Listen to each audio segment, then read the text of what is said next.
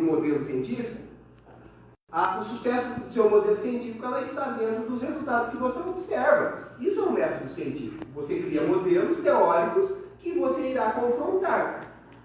O que acontece é que esse resultado experimental é impossível você justificar uma fase quarto crescente e quarto minguante para a Lua em um sistema geocêntrico. Então, aqui definitivamente ocorre a ruptura do sistema geocêntrico para o sistema heliocêntrico, onde os planetas orbitam ao redor do Sol. A ideia de Newton e a luz, ela é interessantíssima. O Newton era maluco, viu, gente? O Newton era doido, porque ele queria de qualquer maneira entender a natureza da luz. Inclusive tem um aluno ali que ele está com a camisa do Pink Floyd, que foi idealizada pelo Newton. E o Newton ele acreditava que a luz era um corpúsculo, tá? Mas este ponto aqui não é o importante para o trabalho de Newton com relação à luz. Esse trabalho aqui ele descreve uma parcela muito pequena da ideia de Newton para a luz. Porque o conceito iluminista era o seguinte: a luz é algo puro que, ao atravessar o meio, ela se degrada. Então, o que os iluministas pensavam a respeito da luz é que a luz ela se degradava ao atravessar o vidro, ou prisma. E, inclusive, o Newton era muito criticado a respeito disso. Não sei quem escreveu isso, mas em uma crítica a ele, alguém disse o seguinte: eu não preciso, defendendo a razão, né? Defendendo a filosofia grega, eu não preciso que a luz atravesse um vidro para eu saber que ela refrata. Se eu ver o sol se pôr, eu já tenho essa concepção de refração da luz. Então eu não preciso produzir um experimento. Uma crítica ao método científico proposto por Newton. Na verdade, o método científico é o que nós chamamos agora. No período não era tratado dessa forma, né? Mas o Newton foi além disso. Se o vidro ele degrada a luz, obviamente que ela será mais degradada se ela passar por um outro aparato de vidro. E na verdade, o que ele faz é o processo contrário. A luz ela volta à sua condição inicial. Então, essa ideia do Newton, ela quebra e ela pontua de novo para o método científico. Ou seja, eu crio uma hipótese. E a minha hipótese, ela é sustentada justamente pelo que eu observo em experimento. E o interessante aqui é que eu vou ter que mostrar de novo, desculpa. Não tem problema? Ela assistiu já a minha palestra na física que eu falei sobre isso. Na verdade, este não é o disco do Pink Floyd. O disco do Pink Floyd é óbvio que ele foi baseado sobre isso, mas eu trouxe ele aqui. Eu quero mostrar para ele porque o conceito físico por trás dele, ele é interessantíssimo. Eu acho que vale a pena ser discutido. Inclusive, eu vou fazer uma analogia até a respeito do tempo pensado por Newton. Então, é óbvio que o disco... Eu sou fã de disco, então eu não vou ficar falando aqui muito de disco, não, porque é até esquisito. O cara fala: puta, meu, isso aqui tá tudo no meu celular e você vê que essa coisa aqui enorme aí, carrega isso aqui no bolso. Não, mas tudo bem, mas ele não tem todo esse charme, esses rasgadinhos aqui. Não tem um risquinho, né? Então o que acontece aqui, ó, é justamente isso, ó. Percebam que a ideia, o conceito é o mesmo, só que ele é modificado. O que penetra no prisma aqui é justamente a luz refratada no espectro. A luz refratada no espectro, ela atravessa o segundo prisma. Então a ideia do disco aqui é justamente, eu não sei se vocês já entraram em contato com as letras do disco, ele tenta... É um disco conceitual e ele trata dos nossos dramas cotidianos, ganância, como nós lidamos, administramos o tempo na nossa vida. Então, o que o tecladista do Pink Floyd falou, ó, isso é interessante, né? Quando você quer que as pessoas façam uma coisa boa, paga para quem é especialista. Então, é um grupo de designers em inglês que bolou isso aqui. Então, você quer fazer uma coisa legal, paga quem manja para você fazer. Então, a ideia deles era justamente ter um objeto simples que expressasse a ganância. Então, a ideia do do designer foi colocar uma pirâmide aqui para expressar a ganância. E aí, como ele era um fã da banda, ele sentia que parecia que a banda emanava a luz. Então ele tentou combinar essa ideia de luz e prisma. E aí tem a coisa mais interessantíssima do disco, que passa a ideia de infinito. Ou seja, esse sistema aqui é cíclico. Então, eu tenho um processo infinito, justamente porque a temática do disco é sobre o tempo. Então, percebam que a luz que emana, ela retorna. Então, é muito interessante isso, porque aí eu já vou aproveitar e fazer um paralelo sobre a ideia de tempo do Newton. Porque o Newton ele acreditava que o tempo era infinito e matemático. Só que do ponto de vista filosófico, essa ideia é facilmente refutada. Porque se o tempo ele é infinito, nós não estaríamos aqui. Porque você não conseguiria ligar um ponto do passado ao presente. Então, em algum momento, o tempo ele teve que começar a existir. Tá? Então, o que é importante falar aqui é que o Newton ele acreditava que o tempo era infinito. E, além disso, ele acreditava que a luz era composta por corpúsculos. Então, a luz ela não era, ela era composta por corpúsculos. E ele levantou várias hipóteses a respeito, só que todas elas falharam, tá? Ele não conseguiu sustentar a teoria de corpuscular para a luz. Ele acreditava que as cores eram corpúsculos de tamanhos diferentes, e isso produzia uma sensação diferente nos nossos olhos. Só que daí, explicar por que a minha camisa é cinza, por que o chão é dessa cor, e por que a cadeira é preta, ele não conseguia. Justamente usando essa teoria de corpúsculo, por que os objetos eles se apresentam em cores. Então, a teoria de corpúsculo de Newton ela não teve muito sucesso, mas ele escreveu um livro sobre óptica e, inclusive, tratando sobre isso. O Newton era tão maluco que o que ele fazia? Ele colocava um objeto metálico, não façam isso, tá? Dentro do olho, para ver a refração do olho na retina. Então ele colocava uma ponta de latão no olho para ver a refração da luz na retina. Então, justamente para tentar entender o comportamento da luz. Esses caras, pessoal, eles levavam o conhecimento ao limite. Galileu, inclusive, ele ficou cego por um tempo, de tanto observar o Sol, observar diretamente o Sol. Tenta observar o Sol ali, agora coloca uma lente e olha o Sol para você ver o que está acontecendo no seu olho. Então, o Galileu teve problemas seríssimos na visão por tentar olhar o Sol através de lente. Então, tanto Newton e Descartes, eles tinham essa ideia corpuscular para a luz. Então, a luz é um corpúsculo. E aí eu tenho o Huygens, o Young e o Robert Hooke. Robert Hooke é uma figura importantíssima da ciência e ele acaba sendo um pouco ofuscado por Newton, tá? Porque eles são contemporâneos. E o trabalho de Newton é fenomenal, porque a questão do Newton o Galileu, é lógico, né? Eu falei agora que o Alhazen, ele introduziu o método científico, e aí eu me contraponho a isso e falo do Galileu. Mas na verdade é que a forma que nós somos ensinados na física, né, que o pai do método científico é o Galileu, e aí a ideia do Newton, ela transcende a de Galileu justamente porque o Newton, com a teoria de gravitação universal, você não estende os fenômenos que acontecem aqui somente à Terra. Ou seja, o que está acontecendo aqui, ele se estende a todo o universo. Então, o que nós observamos aqui não é diferente do que é observado em todo o universo. Então, o Newton ele rompeu isso com a gravitação universal. Ou seja, se um objeto ele cai aqui na Terra, se ele for abandonado em um outro corpo celeste, ele vai cair, porém, com uma aceleração diferente que depende da densidade desse corpo celeste.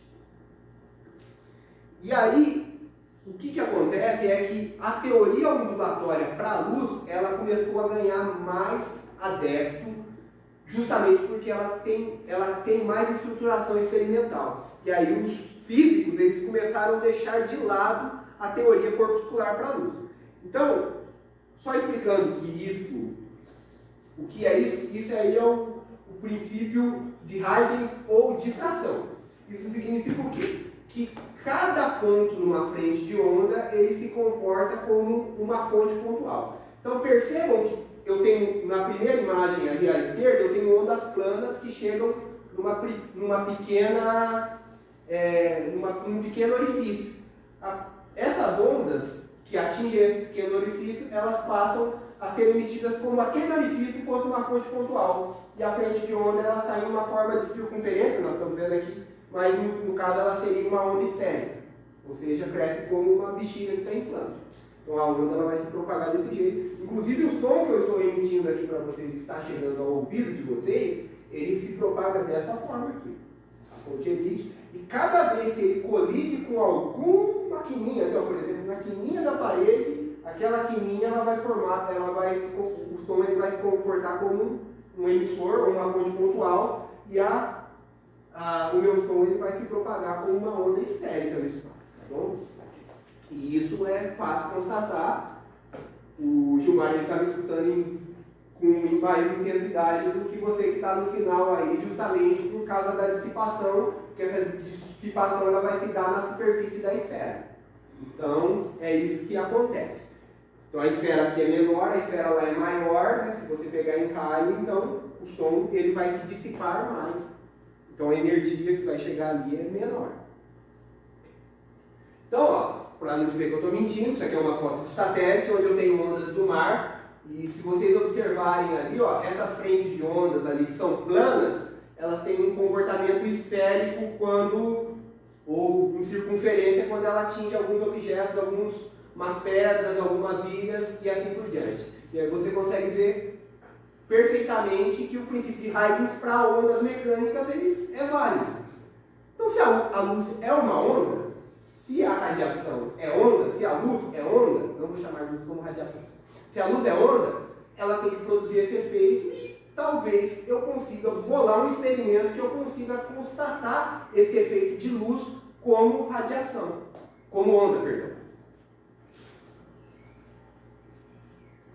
E este efeito ele produz alguma coisa muito interessante que se chama interferência entre ondas.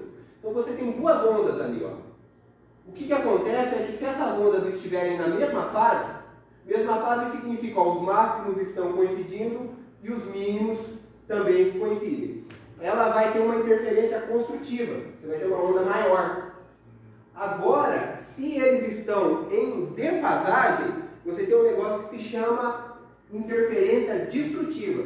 Uma onda vai combinar com a outra de forma que elas se cancelam. E aí, pessoal, eu tenho algo muito interessante aqui, que não fui eu que fiz, tá? Esse cara tem um canal muito interessante, chama Veritasium. Ele faz divulgação científica no YouTube.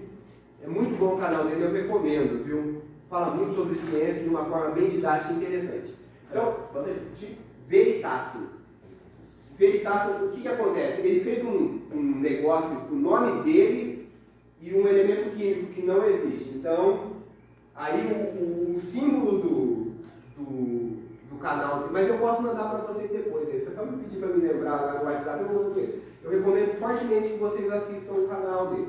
Então aqui o que ele está fazendo? Ele está justamente usando o conceito clássico para explicar o experimento de refração da luz.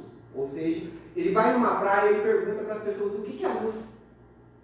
E aí ele, de alguma maneira, ele tenta explicar para as pessoas o que é a luz. Tá? A proposta do vídeo é essa. Então, no vídeo, ele demonstra isso. Aí tem dois objetos que são duas varinhas com bolas, umas esferas na ponta. E aí, o que ele faz? Ele bate em um lago com a mesma frequência que bate em outro.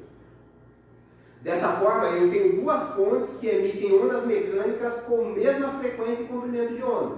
E aí, o que acontece? Aí acontece um fenômeno chamado interferência. Você percebe que há regiões que as ondas desaparecem e outras regiões que as ondas se magnificam.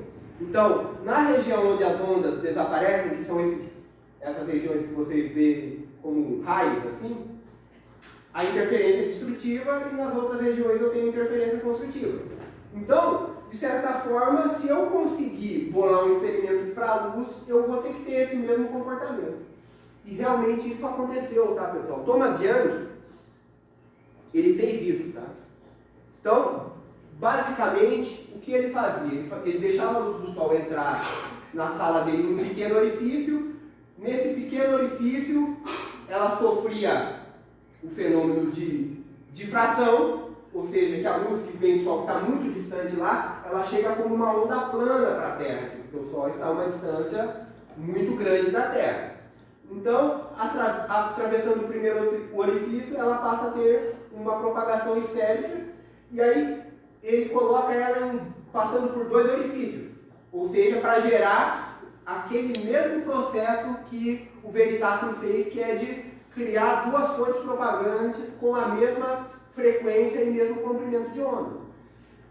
Se a luz for uma onda, ele vai ter que observar partes no anteparo que estão apagadas e partes luminosas, ou seja, uma interferência construtiva e uma interferência destrutiva.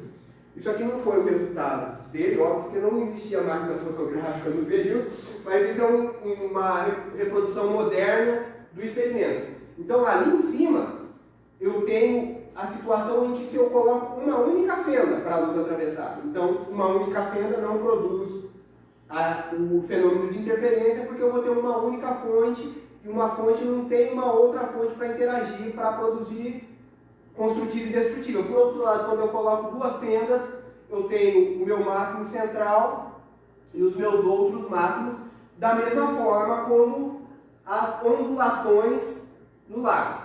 Tudo bem? Então, esse resultado aqui jogou muito a favor de que a luz é radiação, é onda, desculpa, não é radiação ainda, a luz é onda. Agora, a pergunta é, que onda? Que a luz, se a luz é uma onda, ela tem que ser uma oscilação, mas que oscilação é essa? Então precisamos investigar mais. Então pessoal, aqui eu só coloquei um GIF animado do que seria o efeito, né? Então tem ondas planas que atingem 2 orifícios.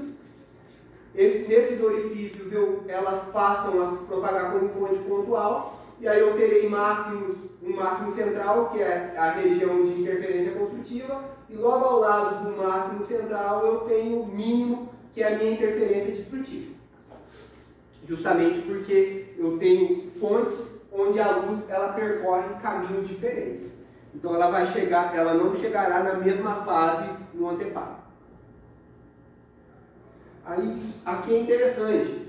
Outra coisa também é investigar se a luz se propaga, qual é essa velocidade. Newton acreditava que a luz se propagava com velocidade infinita. O primeiro relato que nós temos de medida de velocidade da luz, isso é engraçado, mas eu acho que do ponto de vista prático ela está totalmente certa. Foi Galileu. Galileu foi o primeiro cara a tentar medir a velocidade da luz. O que ele fez? Ele pegou um assistente dele, uma lanterna, e aí ele ficava passando um cartão em frente e tirando. E aí perguntando para o cara, esse cara 1,5 km um do outro, para tentar medir a velocidade da luz dessa forma. Tipo, coloca o cartão, tira o cartão, para ver qual era a velocidade de propagação. Eu sei que na distância que eles ficaram ali, nem o relógio mais moderno que nós temos aqui no nosso bolso, ele teria precisão suficiente para medir a velocidade da luz. Ela precisaria quebrar o segundo, né, dividir o segundo em 1 milhão de partes. E aí pegar uma partezinha ali. Esse era o tempo da luz ir até o cara e voltar. Mas, por outro lado, observações cosmológicas já eram feitas nesse período aí. E uma das primeiras constatações sobre a velocidade da luz foi feita por Ollie Homer. E o que ele descobriu? Agora eu preciso explicar o que está aqui. O que está à direita aqui é lógico, é óbvio que é o Ollie Homer, mas o que está à esquerda, o que está à direita aqui não é tão óbvio. O que está à esquerda é o Ollie Homer, é óbvio, mas o que está à direita não é tão óbvio. Aqui nós temos uma representação da órbita da Terra, tá? Ao redor do Sol. Ali nós temos Júpiter e a órbita de uma lua de Júpiter ao redor de Júpiter. O que o Ollie Homer percebeu? Ele observando, eu tenho, épocas do ano, pessoal, a gente reclama de estudar, mas naquela época era difícil mesmo.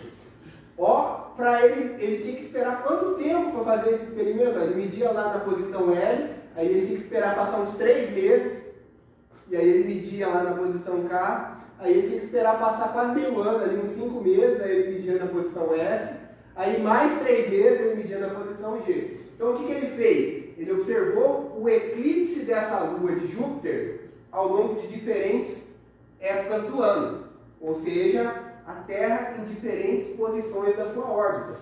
Então, vocês concordam comigo que a luz ela não se propaga de forma infinita? O tempo do eclipse em L, ele será diferente do tempo do eclipse em K, porque a luz ela demora mais tempo para chegar lá de Júpiter até a Terra, estando em K do que em L. E aí o que ele fez? Ele tomou nota do tempo do eclipse e da posição da Terra nas diferentes observações do eclipse que ele fez. E ele conseguiu, primeira conclusão, falou, não, esse eclipse só está acontecendo em tempos diferentes porque a luz ela demora um tempo para chegar até o observador. Então a luz ela não se propaga de forma infinita. E aí ele fez uma continha aqui e ele descobriu que a luz ela se propaga com 220 mil quilômetros por segundo. Esse resultado ele diverge bastante do resultado atual, mas por um motivo bem simples. A descrição da órbita da Terra ali, ela não era muito boa. Então, como nós não tínhamos uma boa descrição da órbita da Terra no período, acabou inferindo um resultado muito diferente para a velocidade da luz.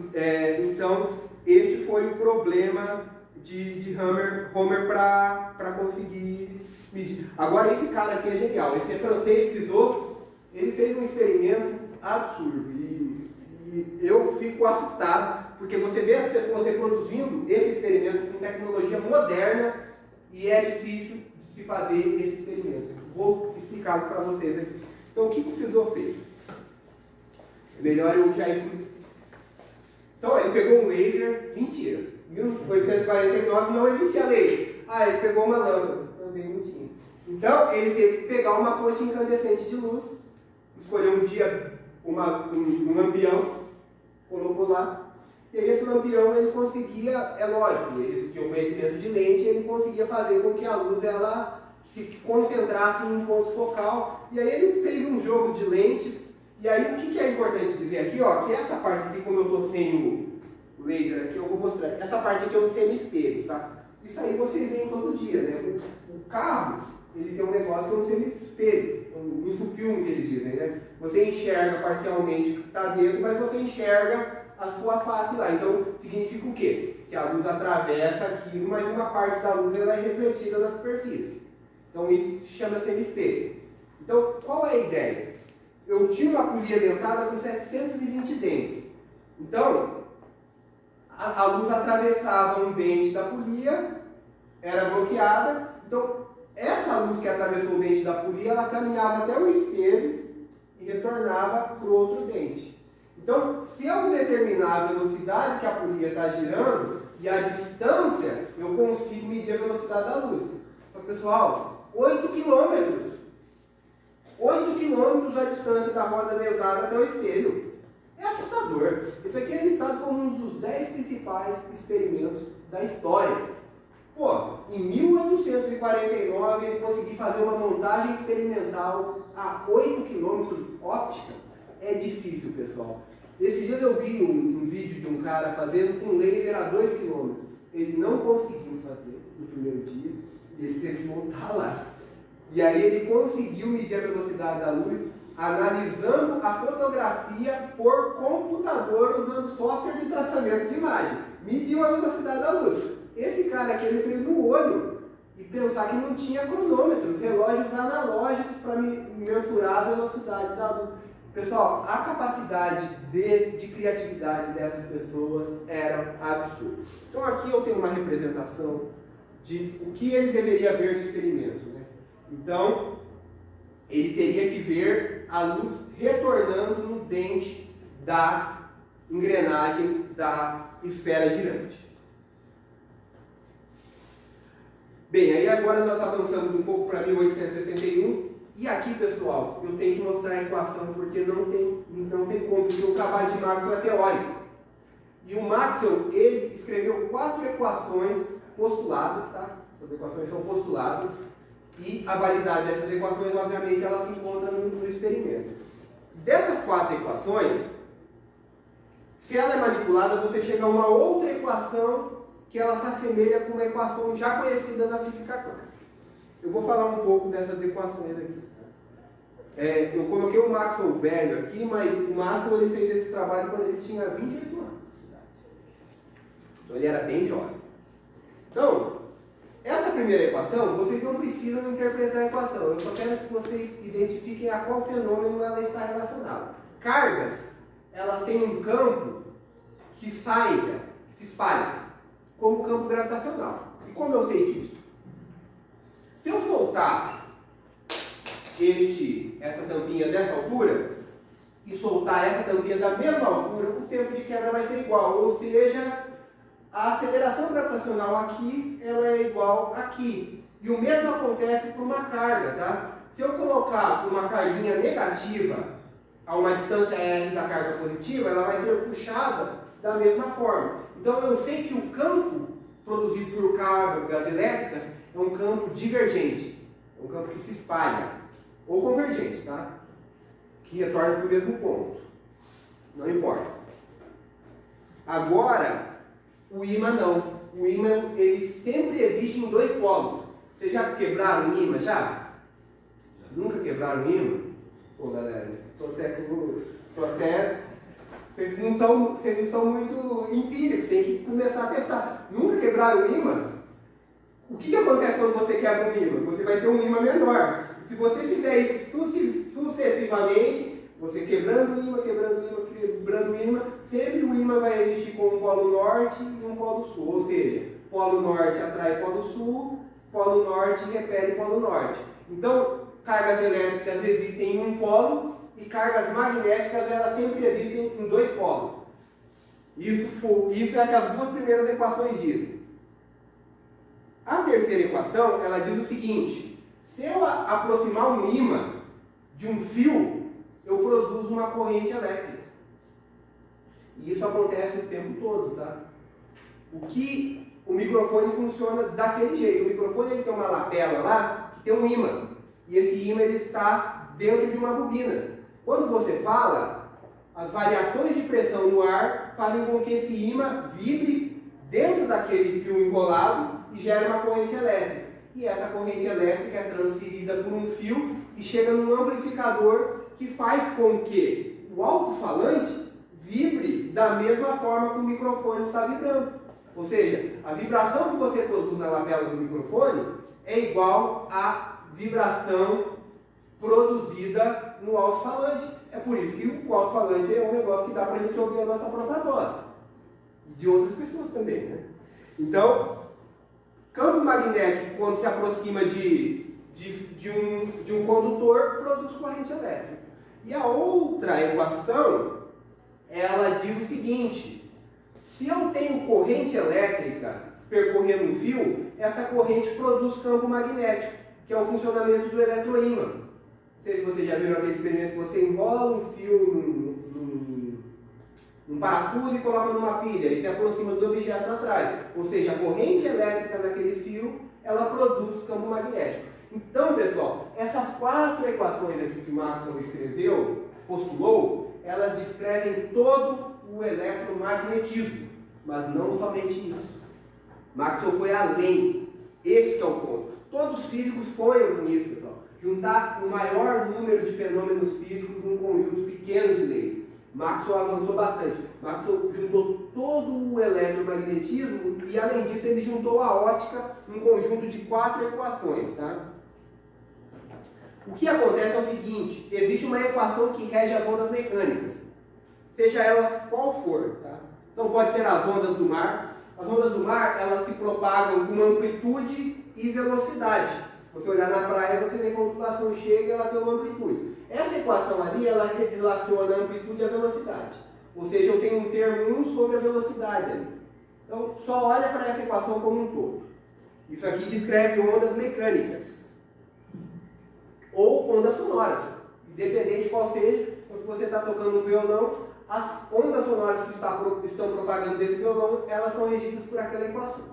Ou seja, amplitude e velocidade. E o que o Maxwell fez? Se você manipula aquelas equações, você chega numa equação como aquela. Se você olhar aqui, ó, ela tem a mesma estrutura para campo eletromagnético, campo elétrico, campo magnético, ela obedece à mesma estrutura. Porém, eu tenho um termo aqui que se relaciona com a velocidade. E esse termo aparece lá também. Então, o Maxwell concluiu diretamente: ondas ou radiação luminosa é onda eletromagnética, ou seja, campo eletromagnético que oscila no espaço e no tempo. E qual é a velocidade? E aí acontece uma coisa absurda, porque sempre quando você vai medir a velocidade de algo, o que você faz? Você tem que definir um ponto de referencial e avaliar como o objeto se movendo.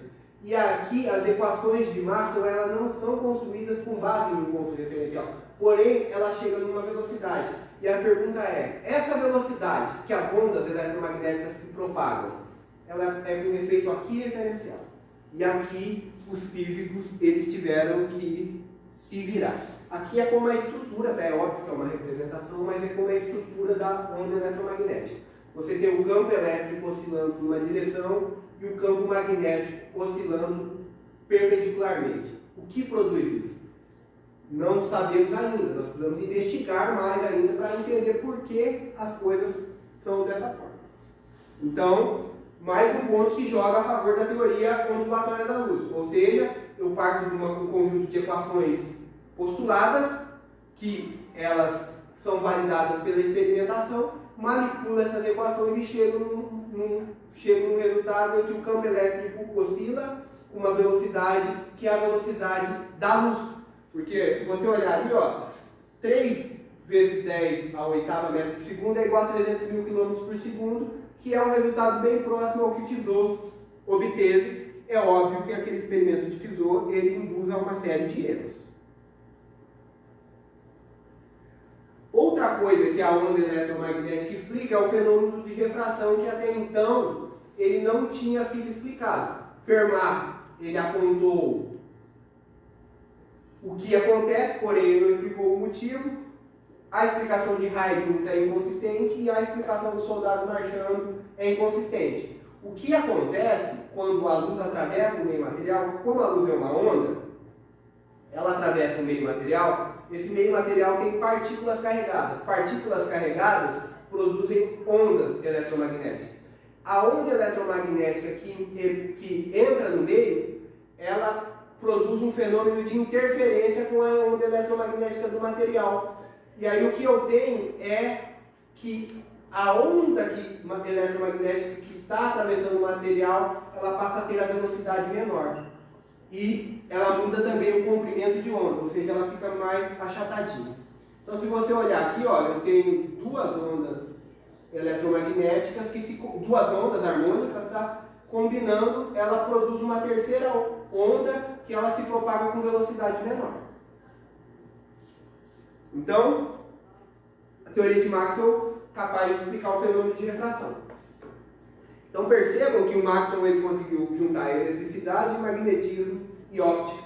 Então as três coisas que eram tratadas separadamente passam a fazer parte de uma grande teoria. E aí, se a luz é uma onda eletromagnética, eu preciso confirmar isso. Como? Eu tenho que ter um experimento que produz onda eletromagnética e eu possa medir essas ondas eletromagnéticas. Esse experimento ele é importantíssimo do ponto de vista histórico, porque ele foi capaz, o Hertz, ele foi capaz de produzir e gerar e receber ondas eletromagnéticas, né? Ó, nós temos um receptor e um emissor de ondas eletromagnéticas aqui. Isso está ao redor, nós estamos recebendo ondas eletromagnéticas de todos os lados na nossa vida. E nós, hoje, é difícil pensar na vida sem as ondas eletromagnéticas e nós devemos isso tudo ao trabalho de Maxwell. Então, o Heinrich Hertz, ele fez esse experimento, ele planejou esse experimento e é um experimento muito simples. Eu tenho um circuito elétrico que produz, naqueles dois eletrodos centrais aqui, faíscas. Depois eu tenho uma animação do experimento. Tá? Então esse circuito aqui tem uma corrente alternada e aí eu tenho faíscas que são induzidas nesse eletrodo. O que acontece? Os condutores ali eles têm cargas e essas cargas têm essas cargas produzem ondas eletromagnéticas. Então, se eu tenho faísca gerada, se eu chegar com uma antena receptora lá, as mesmas faíscas que estão na emissora, elas têm que ocorrer na receptora. Que é o que acontece com o nosso celular, né? Então, só que aqui o sinal é digital, é um pouco diferente. Então o sinal ele vem em código binário. Então o sinal chegar para aqui e eu consigo escutar a voz de quem está falando lá. Então a pessoa fala lá, onda mecânica, chega aí no microfone, que produz oscilação mecânica, que gera uma corrente elétrica, que produz ondas eletromagnéticas, que são transmitidas para uma antena receptora. Essas ondas eletromagnéticas são transferidas no espaço. Percebam, pessoal, a quantidade de coisa que está envolvida numa mensagem de WhatsApp que você manda todo dia para sua mãe, dizendo bom dia, com florzinhas e tal, tipo PowerPoint. Mas é isso. Então, o que acontece nesse experimento é justamente isso. Eu tenho uma fonte emissora, então, na fonte receptora eu tenho que observar a mesma coisa. Aqui eu peguei um GIF animado do experimento. Eu não sei se você vai conseguir ver por causa da iluminação. Você tem faíscas na emissora e aí você tem uma faísca com menor intensidade na antena receptora, que é aquele anel ali que não está conectado a nada. Então, mesmo ele não estando conectado a nada, ele produz faíscas. Qual é a justificativa? As ondas eletromagnéticas na fonte emissora estão produzindo faiscações na antena receptora. Então, este é um emissor e um receptor de ondas eletromagnéticas, confirmando a teoria de Maxwell. Ou seja, luz é radiação eletromagnética. Só que o que o Hertz tomou nota no experimento, e isso é o interessante do método científico, é que aconteceu algumas coisas ali que ele não conseguiu explicar. Como é uma coisa boa para você ver faísca, ver luminosidade, não é apagar a luz? Ele apagou a luz da sala. E aí ele percebeu que quando ele apagou a luz da sala, as faíscas diminuíram. De alguma certa forma, o fato da luz chegar na antena receptora estimulava a faísca. Outra coisa que ele fez é que a faísca azul que saía ali, quando era bloqueada por um papelzinho, diminuía a indução de faísca na antena receptora. Ou seja, quando chegava a luz azul da faísca na antena indutora, a antena receptora diminuía a intensidade. Então, o fato da antena receptora estar sendo irradiada estimulava mais faiscamento. E a teoria de Maxwell ela não dá conta de explicar isso. Importante aqui agora. O mundo nesse período ele era muito mecanicista. Uma onda, como a onda sonora minha que eu estou produzindo aqui para apresentar a palestra para vocês, ela precisa de meio material. E ela se desloca até vocês através do ar. Se nós tirarmos o ar da sala, não é legal fazer isso, porque além de eu não falar com vocês, possivelmente nós iremos aí uns 2 minutinhos, não tem mais ninguém aqui. Então, não vamos fazer esse experimento, mas as ondas sonoras, elas precisam de meio mecânico, né? Meio material para se propagar, né? Não sei se vocês já brincaram de mergulhar na piscina e pedir para um amigo bater pedrinha fora. Putz, pessoal, estou me decepcionando de vocês. O Gilmar fez, já é, Gilmar? Pô, só você para me salvar aqui. Estou achando que é a nossa geração aí, acho que é um conflito de gerações que está acontecendo aqui. Tá, então, ó, o que acontece é que você consegue ouvir perfeitamente, inclusive melhor do que fora. Justamente porque em meio sólido as ondas sonoras elas se propagam melhor que em fluido, né, que é o ar. Então, no trilho do trem é muito legal. É bem perigoso. Na verdade, você vai escutar o trem, né? Dá pra sair correndo. Mas dá pra escutar longe pra caramba. E aí, eu não fiz essa porque não passava trem lá na minha cidade. Mas o que acontece? Então, a ideia de ondulação é que eu precisaria de um meio material para a propagação de ondas, assim como a onda sonora ela precisa do ar ou do sólido para se propagar, eu precisaria que as minhas ondas eletromagnéticas ela tivesse meio. E aí, o que aconteceu? Os físicos do período eles idealizaram um meio hipotético, chama éter luminífero. E ele existe, ele permeia todo o universo Inclusive dentro da gente tem éter, tá? Inclusive porque se a onda ela passa no vidro, significa que o vidro tem éter, né? Então ela permeia todo o universo, inclusive ele está contido dentro dos materiais. E aí eu quebraria a ideia de que a luz ela não se propaga com velocidade independente do referencial. Eu crio um referencial absoluto. Então a ideia do éter luminífero, ela garante um meio de propagação e ainda coloca um referencial absoluto para a propagação da luz. Então a questão é, o éter existe? Não sei. Vamos investigar se existe éter. E aí, dois americanos, eles pensaram no experimento... deixa eu explicar aqui só anteriormente, porque o interferômetro tem base nessa montagem aí. Então, você percebe que, em determinado momento, a Terra está se aproximando do Sol. Ou seja, a velocidade da luz com relação ao éter, ela teria que ser medida. Vamos lá. Este conceito ele é um pouco complicado, porque envolve três corpos e a luz ela se propaga com velocidade constante com relação ao éter. Ponto. Só que a Terra ela está se movendo ao redor do Sol. Então, consequentemente, nós conseguiríamos identificar a velocidade da Terra com relação ao éter, porque o éter é um referencial absoluto. Então, como a luz está se propagando constantemente no éter, eu conseguiria, como a Terra está se movendo ao redor do Sol, identificar a velocidade da Terra com relação ao éter. E qual seria o momento ideal para eu medir isso?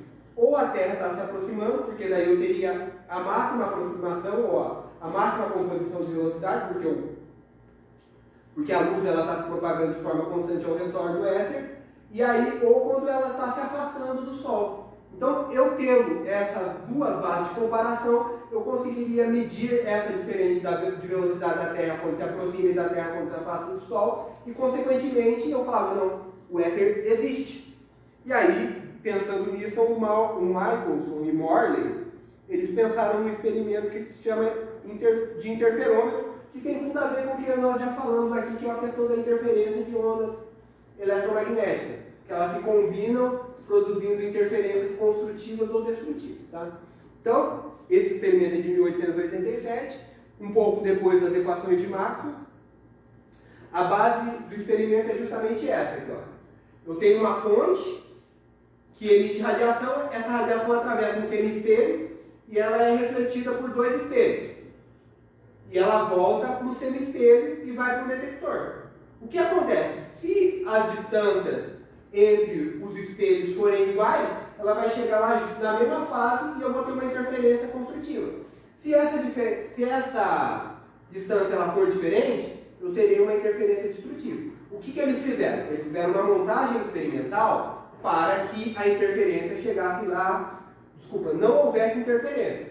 E aí eles captaram luz de sol em 2 períodos do ano, justamente para identificar quando eu estou aproximando do sol e quando eu estou afastando. Aqui eu peguei um outro GIF animado que dá uma ideia melhor com bolinha, né? O que acontece? O primeiro é se você estiver parado. A bolinha vai ser emitida e voltar, chegar as duas juntas. Agora, como nós estamos em movimento com relação ao sol, percebam o que acontece. Uma bolinha vai chegar primeiro que a outra, porque nós estamos nos afastando do Sol. Esse caso aqui nós estamos nos afastando do Sol. E aí eu conseguiria identificar lá por um fenômeno de interferência que uma bolinha chegou diferente da outra ou que uma onda chegou em fora de fase com a outra. Então essa é a ideia com relação à luz do Sol. Tá? Então o efeito que tem que ser medido é o efeito da segunda animação. Só que o que aconteceu? A interferência não aconteceu. Independente de estarmos aproximando ou afastando do Sol, a luz ela não produzia interferência. Ou seja, independente de você estar aproximando ou afastando, a velocidade da luz é constante. Como isso? Como a velocidade da luz é constante independente do movimento da fonte? E aí nós chegamos a um paradigma entre a mecânica e o eletromagnetismo. A mecânica ela diz o seguinte: eu preciso preciso de uma lei de composição de velocidades. Eu até trouxe um GIF animado aqui, que eu não sei se vocês já assistiram o Mythbuster. O programa é genial, né? Inclusive uma das meninas aí, ela morreu recentemente, a loirinha lá, ela tentando bater o recorde de velocidade no deserto. Acho que faz umas 3 semanas. E eu acho que ela participou, inclusive, dessa montagem experimental. Aqui, o que eles fizeram? Eles estão testando o princípio de composição de velocidade da mecânica. Eu tenho um canhão que atira uma bola com a mesma velocidade que a caminhonete está andando. O que acontece? Quem está dentro da caminhonete, ele vai ver a bola caindo com uma trajetória parabólica. Mas como a caminhonete tem a mesma velocidade do canhão, quem está fora vai ver a bola caindo como se tivesse velocidade nula. Ou seja, existe uma composição de velocidade na mecânica. Então, se eu tacar essa tampinha aqui, essa tampinha vai estar com uma velocidade. Agora, se eu estiver em um carro em movimento e tacar essa tampinha, a velocidade da tampinha vai ser a velocidade que eu taquei mais a velocidade do carro. Essa é a ideia. Para a luz, teria que acontecer a mesma coisa. Se eu tenho uma fonte que está se movendo e essa fonte emite luz, aí quebra a cabeça da gente. A luz é sério, porque vai contra a nossa intuição. Você chega num ponto da física que ela quebra a nossa intuição. É isso que eu estou dizendo. Se eu estou dentro se eu estou em repouso e taco a tampinha tem uma velocidade. É intuitivo pensar que se eu estou em um objeto em movimento e taco a velocidade da tampinha soma-se com a velocidade do objeto. Só que para a luz não vale isso. Independe se a fonte está afastando ou aproximando, a velocidade da luz ela é sempre 300 mil km/s. E aí eu chego nesse ponto de paradigma. A mecânica diz que eu preciso ter um referencial de compor a velocidade. E o eletromagnetismo não. Ele diz o seguinte: a velocidade da luz é 300 mil km/h independente do referencial. Como eu resolvo isso? E teve um físico que resolveu isso, propondo a teoria da relatividade especial. Em 1904, o Einstein fez isso. O que o Einstein fez? Ele, obviamente, construiu, como a maioria das teorias físicas, que não são empíricas, através de um conjunto de postulados, e os postulados eles são validados com respeito à experimentação. Então, o primeiro postulado é que as leis da física são idênticas para todos os sistemas de referenciais inerciais. Então, aqui ele está dizendo que a mecânica newtoniana ela é correta. E ele coloca o eletromagnetismo dentro da mecânica newtoniana. O segundo postulado ele diz o seguinte: a velocidade de propagação de radiação eletromagnética no vácuo é constante, independente do movimento da fonte. E aí o que ele está fazendo aqui? Ele está dizendo, o Maxwell está certo. Nós vamos ter que mudar a lei de composição de velocidades lá da mecânica. E é isso que é a teoria da relatividade. Ele muda as leis de composição de velocidade que são denominadas transformadas de Galileu. Só que aí acontecem algumas coisas que vão contra a nossa intuição. E essas coisas são isso aqui, dilatação do tempo e contração do espaço. Ou seja, para a teoria ela ter validade, o espaço-tempo ele tem que ser modificado. E realmente isso é comprovado experimentalmente de N maneiras possíveis. Inclusive, nós temos uma prova aqui. Olha o celular. Não, o de vocês também não é a minha prova. O GPS. O GPS ele baseia em 3 satélites. Esses 3 satélites eles precisam levar em conta a correção de relatividade especial e a de relatividade restrita, que diz respeito à gravitação, porque eles estão orbitando a uma distância da Terra e a gravidade lá é micro comparada com a gravidade aqui. Então, se eu não me engano, eu posso estar enganado, se não houver a correção relativística com respeito aos 3 satélites que nos fornecem informação da nossa localização geográfica, o erro no GPS seria de em torno de 10 km. Seria um erro muito grande. Inviabilizaria a produção de GPS. Outra coisa também que é importante da teoria de relatividade é um negócio que se chama o efeito Doppler relativístico. Vocês já devem ter percebido que quando a ambulância passa por vocês percebem que a ambulância, quando ela está se aproximando, ela emite um som mais agudo nome desse efeito é o efeito Doppler. Como a radiação eletromagnética ela também produz Doppler, eu tenho que observar esse efeito para as estrelas. E aqui eu coloco uma pergunta para vocês. Por que o céu noturno ele é escuro? Porque o Sol não está lá? Você acha que essa resposta é convincente? Eu consigo jogar um argumento para vocês, mas eu não tenho eu não tenho uma enormidade de estrelas emitindo radiação visível no espaço? Com a idade do universo, essa radiação já não era para estar chegando, não estaria aqui na Terra? Se essa radiação visível está sendo emitida por todo o universo e ela está chegando aqui para a gente, obrigatoriamente o céu noturno ele teria que ser azul e nós não precisaríamos de iluminação noturna para andarmos na cidade. A própria radiação estelar ela seria suficiente para iluminar, inclusive mais do que o Sol. Só que aí tem um porém. A explicação para isso é o efeito Doppler. Aqui ó, é o cinturão de Órion, famosas três Marias. Aqui é uma observação dele em luz visível e infravermelho. O que está chegando para a gente aqui ó, de radiação em infravermelho é a figura da direita. Então, se nós tivéssemos capacidade de observar infravermelho, nós iríamos enxergar o Sol noturno vermelhinho, porque a radiação visível das estrelas, dada ao universo em expansão, ela está chegando para nós deslocada como uma ambulância que está se afastando. Quando a ambulância se afasta, você não escuta o grave, ou seja, a radiação ela está indo para maiores comprimentos de onda, região do vermelho. Então, se nós tivéssemos essa capacidade, o céu noturno seria algo impensável. Como nós enxergamos visível, nós temos que nos contentar com as estrelinhas ali só, tá bom? Mas nós já produzimos material que é capaz de observar o infravermelho e essa é uma foto de um telescópio infravermelho. Inclusive, o infravermelho, ele dá a noção das nebulosas que permeiam as galáxias. Justamente porque ele pega o aquecimento delas.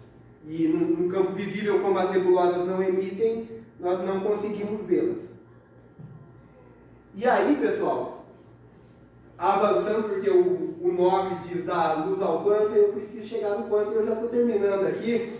E aí, outro problema, a teoria de Maxwell ela estava muito bem sucedida, precisou-se mudar a mecânica, só que ela esbarrou com um problema prático. Na Alemanha, eles queriam entender o problema de corpos aquecidos, justamente porque eles constataram que, independente do corpo que você colocasse dentro de um forno, a uma dada temperatura, todos tinham a mesma cor. Vocês já fizeram um churrasco, devem ter percebido isso. O carvão, quando ele começa a pegar fogo, ele não emite radiação visível. Mas você percebe que ele está emitindo radiação, se você aproximar ali, você sente calor. Então quer dizer que ele está emitindo infravermelho. O que acontece é que a partir do momento que você aquece, ele começa a passar para um vermelho e daí para um rubro e um alaranjado. Então quanto mais alaranjado tiver o carvão, mais aquecido ele está.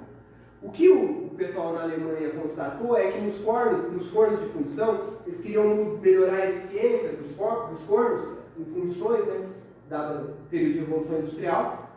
É óbvio, né, que o carvão era um recurso que os ingleses eles tinham em abundância, porém os franceses eles não tinham, e os alemães também não, e aí eles, de toda forma, eles queriam melhorar a eficiência do processo industrial dele, e uma das formas de melhorar a eficiência é entender como as coisas queimam.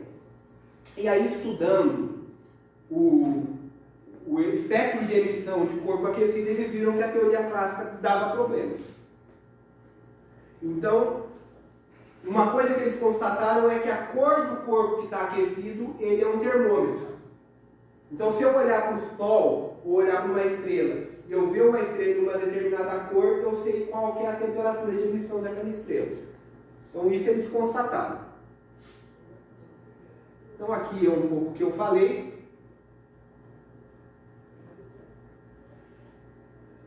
O que a teoria eletromagnética ela diz sobre a emissão de radiação por corpos.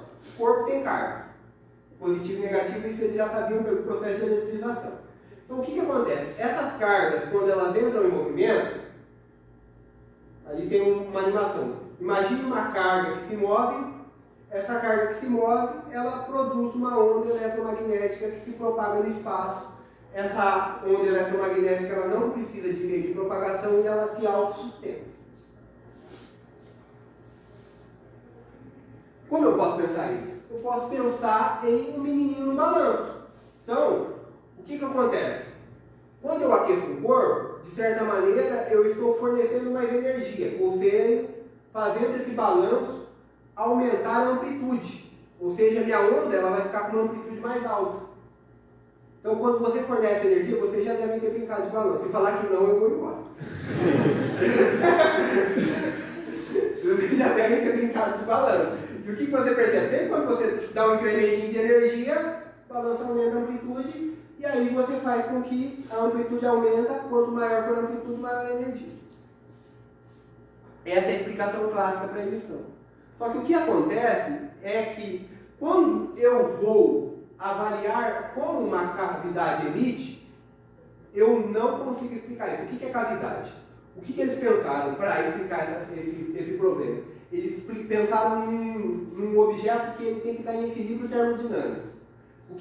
E como eu estaria em equilíbrio termodinâmico? Eu penso num objeto com um pequeno orifício que vai chegar uma radiação ali. O que acontece? Como o orifício é pequeno, essa radiação vai ser absorvida e emitida pelas paredes da cavidade. De modo que, como o orifício é pequeno, dificilmente ela vai sair dali de dentro. E se eu olhar pelo orifício, eu vou conseguir ver o espectro de energia que está sendo emitido por esse corpo em equilíbrio termodinâmico. E aí eles conseguiram medir o espectro justamente fazendo o que o Newton fez. Fazer essa radiação atravessar no prisma, e aí ele consegue avaliar como essa radiação, qual é a intensidade de radiação nas diferentes cores. E aí eles perceberam que o que acontece é que quando eu vou aumentando a temperatura, ó, o meu espectro ele vai indo para o azul, ou seja, a coloração vai emitida para o azul. O Sol ele é amarelo, aproximadamente amarelo, na verdade ele é uma mistura de verde com amarelo. Ele dá em torno de 5.800 Kelvin, né, que é uma escala de temperatura. E o Sol ele emite nesse espectro aqui. A pergunta é, como eu explico isso pela teoria clássica? Na teoria clássica, eu vou ter que pensar que as ondas eletromagnéticas ali, elas estão ali como ondas estacionárias. Ou seja, dentro da minha cavidade, eu tenho ondas estacionárias como uma corda vibrando. Só que o que acontece? Conforme o meu comprimento de onda vai diminuindo, porque a minha parede está emitindo em todos os comprimentos de onda, eu vou tendo mais portadores. Ou seja, ó, eu tenho um portador no primeiro, 2 portadores no segundo, 3 portadores no terceiro e assim por diante. Então, quando eu diminuo o meu comprimento de onda, teoricamente eu tenho infinitos portadores. E aí o que acontece é que, quando eu vou levar isso para o campo de mecânica estatística, tem um negócio que se chama princípio de repartição de energia. Eu tenho que considerar todos os portadores, eles emitem a mesma energia. E essa energia é proporcional à amplitude, que é aquele negócio do balanço. E aí o que acontece? Se eu acendesse um fósforo aqui para vocês, pela teoria clássica, esse fósforo emitiria energia infinita. E nós sabemos que ele não emite energia infinita, óbvio, porque nós conseguimos enxergar o fósforo, né? Se ele emitisse energia infinita, nosso olho estaria ferrado, né? E não é isso que acontece.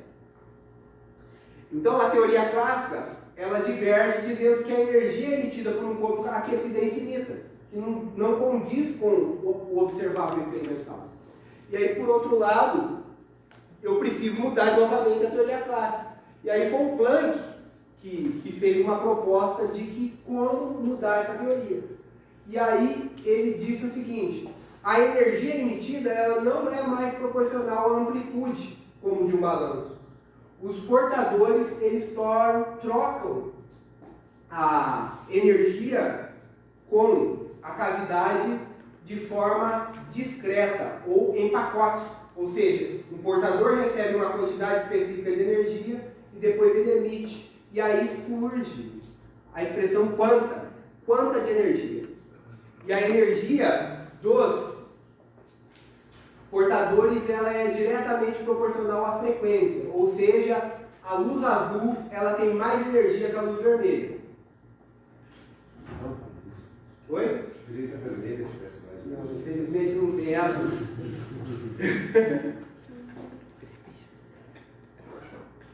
Eu também, confesso para você. E aqui é uma coisa interessante que ele fez essa proposta única e exclusivamente para que a teoria coincidisse com o experimento. E aí ele disse o seguinte, era uma hipótese puramente formal, não lhe dei muita atenção, adotando-a porque era preciso, a qualquer preço, encontrar uma explicação teórica. Então, num ato de desespero, ele fez essa proposta, para que uma curva experimental se adequasse a uma curva teórica. Ele conseguiu. E ele tentou a qualquer preço mostrar que ele estava errado, mas ele não estava errado. E aí, este foi o marco inicial na teoria quântica. E aí, o Einstein também contribuiu na teoria quântica. Lembra no experimento de Hertz que eu falei que quando ele apagava a luz, as faíscas saíam com mais dificuldade? Então, os físicos eles constatavam que quando você irradiava uma placa metálica, essa placa emitia elétrons. Qual é a explicação?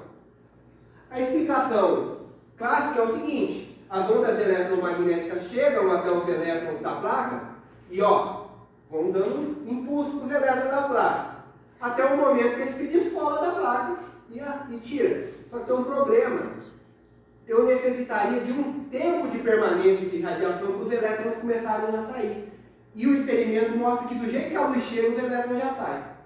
Ou seja, esse efeito chama efeito fotoelétrico. Justamente porque um quanta de radiação vai lá e retira o elétron. E aí eu preciso repensar a luz e voltar lá para Newton. E tratar a luz agora como um objeto, como partícula. Ou seja, o fóton ele atinge o elétron como uma bola de bilhar atinge o elétron.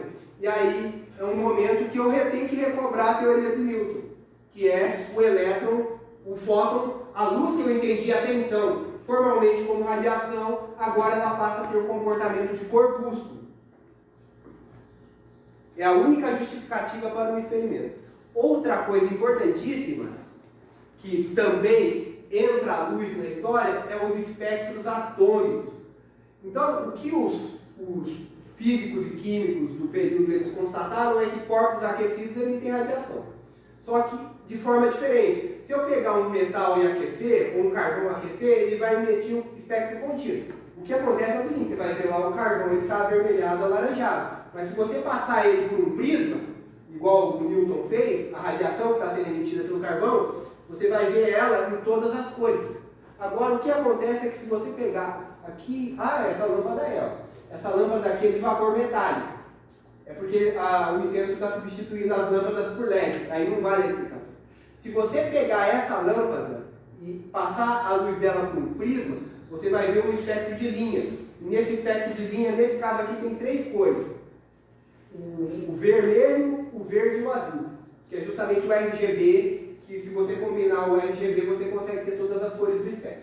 Então, se você aquece um gás e passa esse gás, ele emite um espectro de linha. E se você reesfria o gás e joga luz branca no gás, a luz que atravessa o gás, ela vai ser subtraída do espectro de emissão. Ou seja, o gás resfriado, ele absorve só algumas frequências.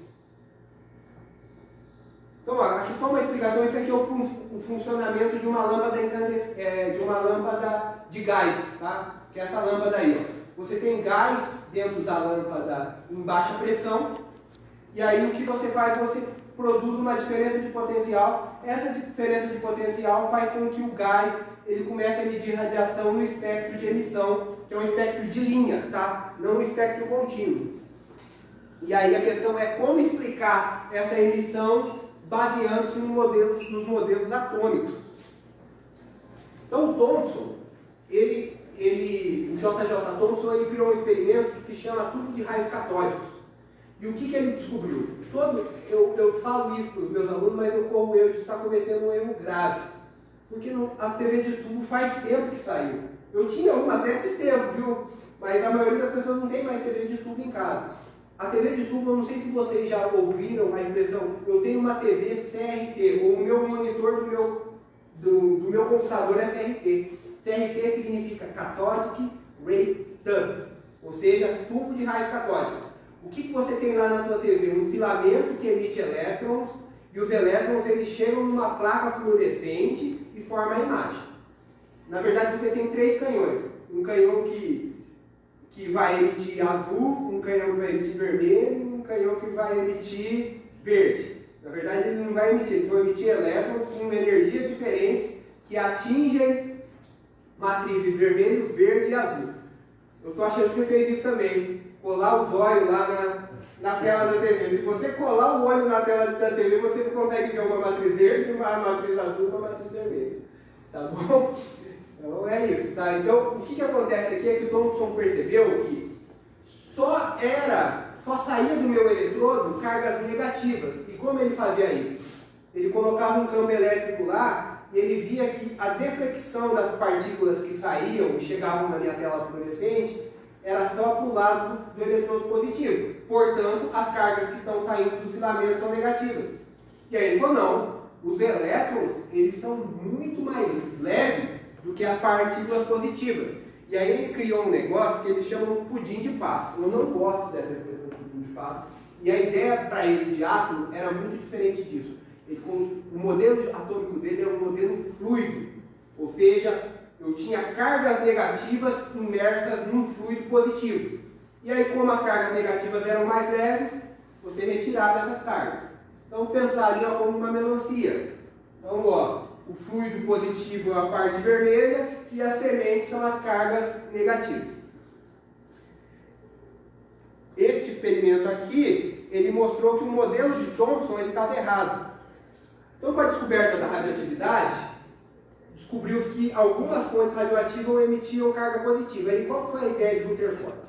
Rutherford ele pensou assim, ó, se eu jogar carga positiva numa placa fininha de ouro, essas cargas positivas, elas irão atravessar o meu átomo, justamente porque o meu átomo é fluido, e aí seria a mesma coisa que você colocar o seu dedo numa lâmina de água. Não sei se você já fez a experiência, né?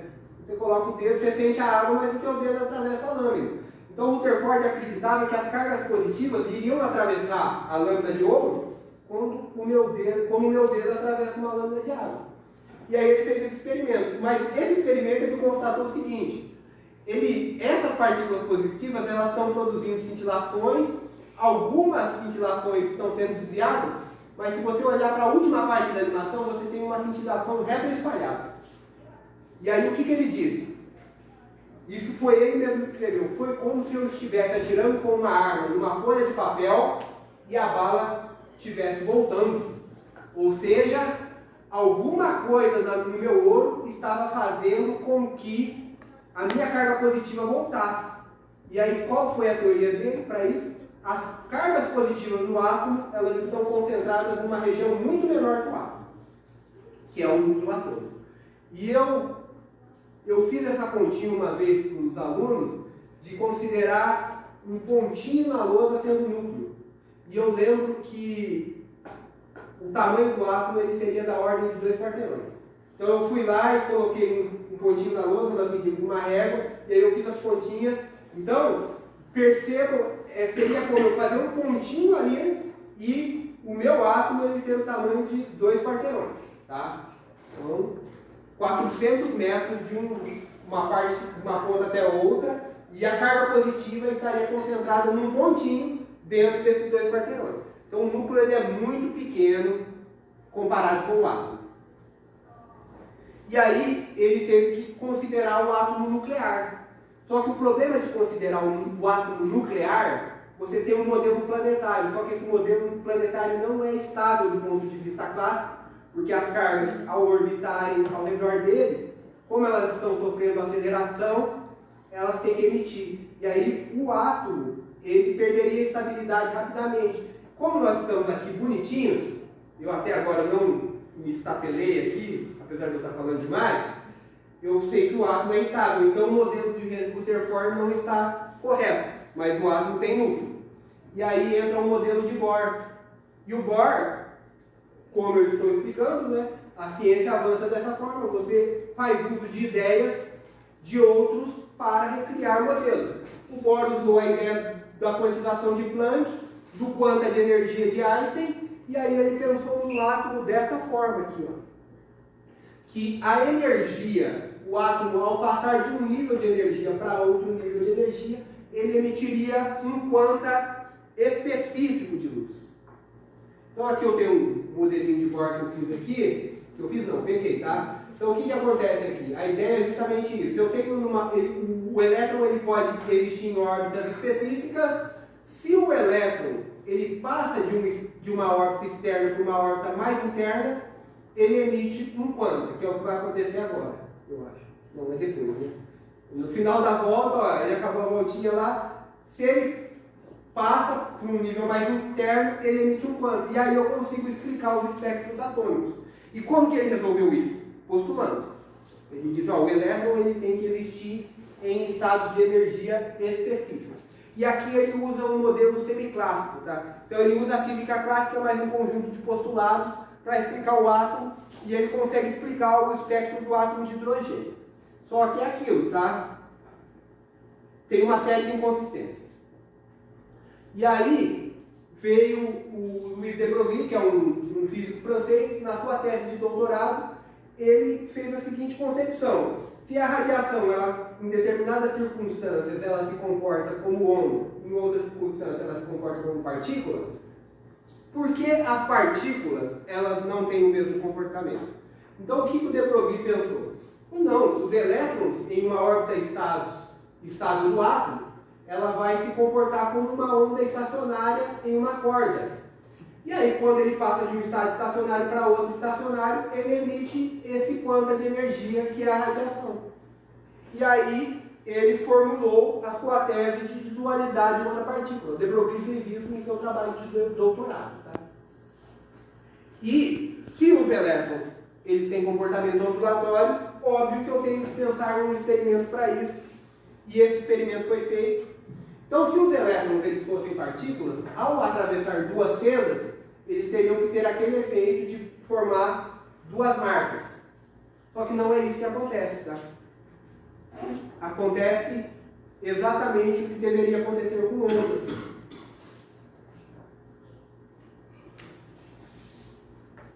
E aí, o Einstein entra criticando esses novos resultados. Eu acho que uma partícula deve ter uma realidade independente, separada das medições. E aí ele diz essa frase famosa aqui, ó. Um elétron tem rotação, localização, assim por diante. Mesmo que não esteja sendo medido, eu gosto de pensar que a luz está lá, mesmo se eu não estiver olhando para ela. Então, a questão aqui é, o Einstein ele era um cara que tinha uma retórica muito boa, tá? O que ele faz aqui, ele usa um argumento falacioso para sustentar que a teoria quântica é inconsistente. Não tem um mínimo de consistência você comparar a Lua a um elétron. A Lua é um conjunto de elétrons. Mas o elétron, ele existe em determinadas circunstâncias que as leis que valem para a observação da Lua não valem para a observação do elétron. Então, na verdade, ele tentou construir um argumento aqui para rebater a teoria quântica.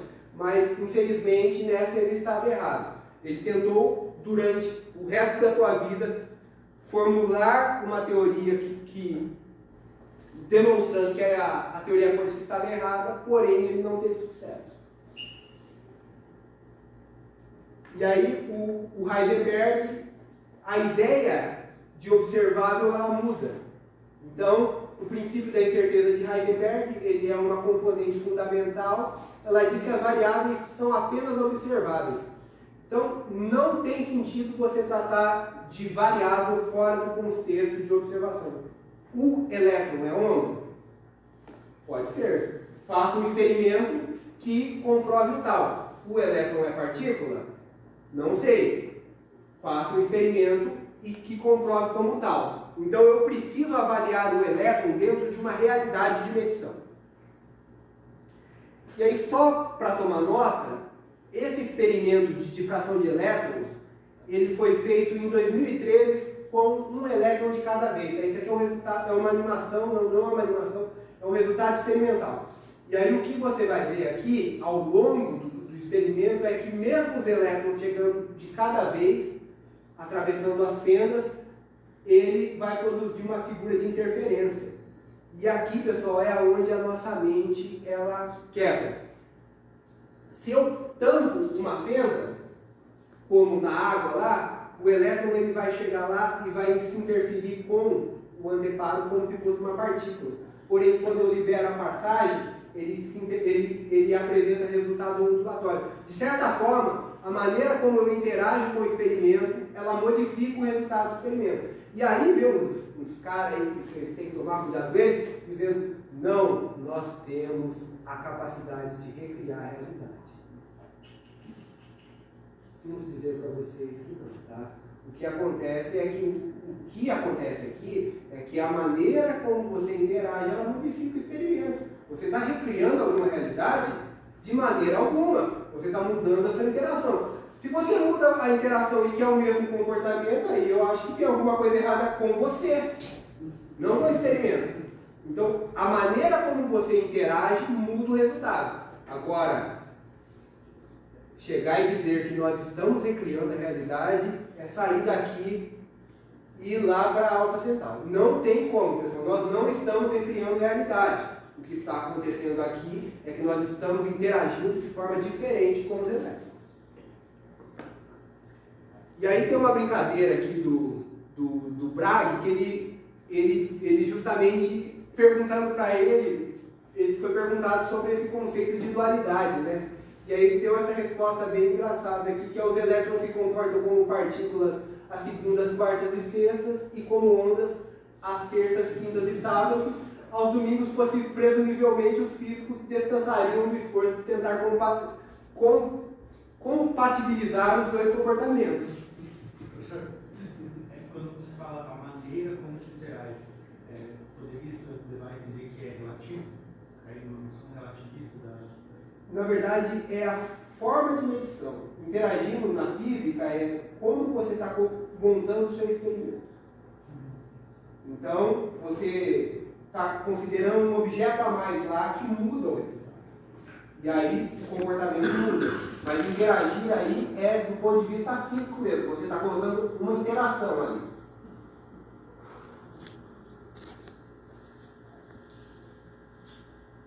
Então, essas são frases dos maiores colaboradores da teoria quântica. Se a mecânica quântica não te assustou, então você não a entendeu ainda. É lógico, pessoal, o que acontece é que a mecânica quântica ela foge totalmente da nossa concepção de mundo. Porque o que nós temos contato no nosso cotidiano é um mundo macroscópico. Agora, seria um erro nosso, olha pessoal, o ser humano ele é de uma arrogância tão grande que me perturba. Acreditar que a natureza se comporta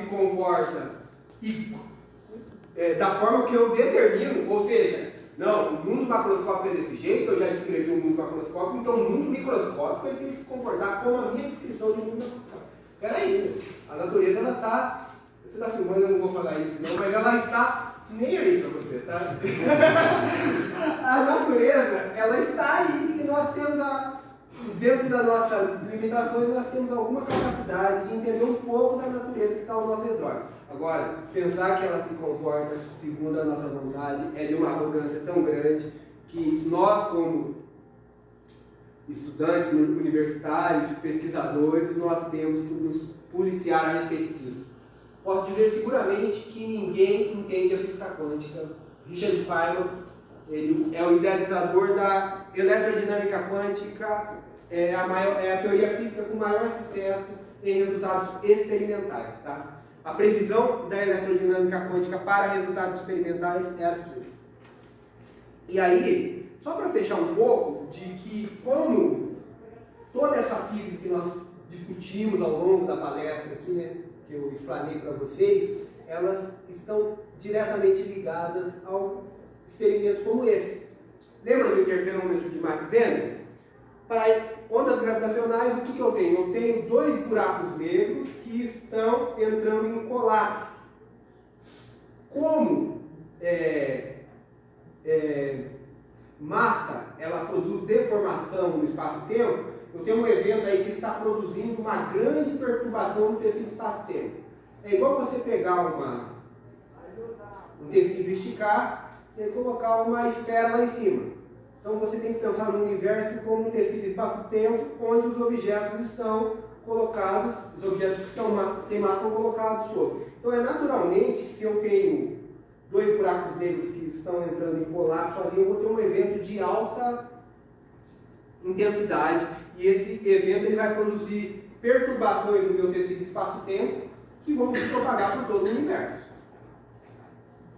Aí que é o negócio, pessoal. Então aqui, ó, só para entender o experimento é basicamente este, tá? É o LIGO, né? Que é uma designação para detector de ondas gravitacionais. Então, o que eu tenho aqui? Agora eu vou falar. Eu tenho uma fonte que emite radiação. Essa radiação atravessa um semi-espelho, como no interferômetro de Michelson-Morley, e aí ela chega para um segundo espelho, onde ela é refletida. Ela retorna ao semi-espelho, e aí ela é detectada. Lá no LIGO, cada braço desse tem 4 km.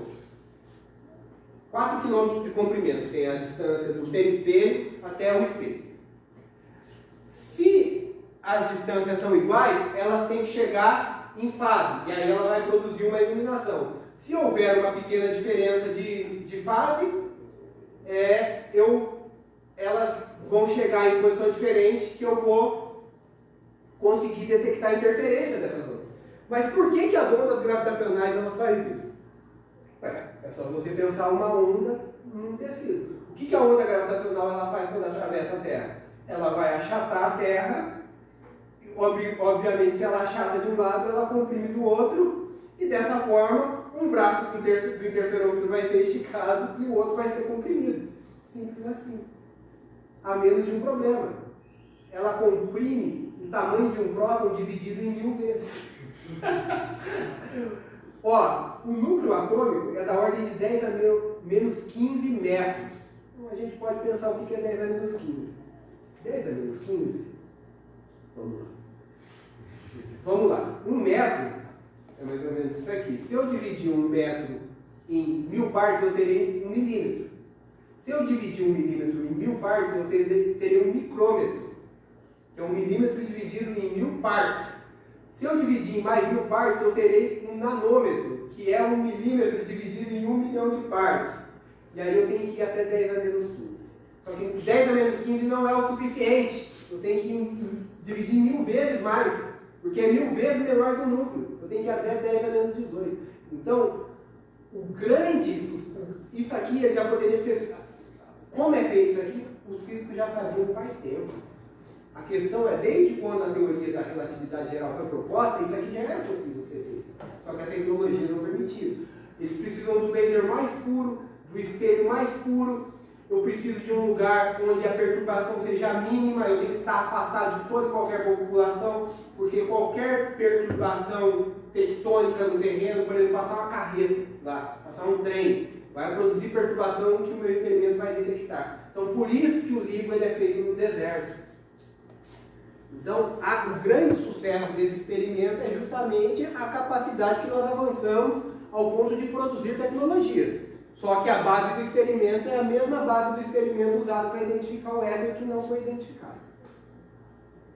E aí, só para finalizar a fotografia do buraco negro, por que isso é uma medida difícil? É porque o buraco negro é negro.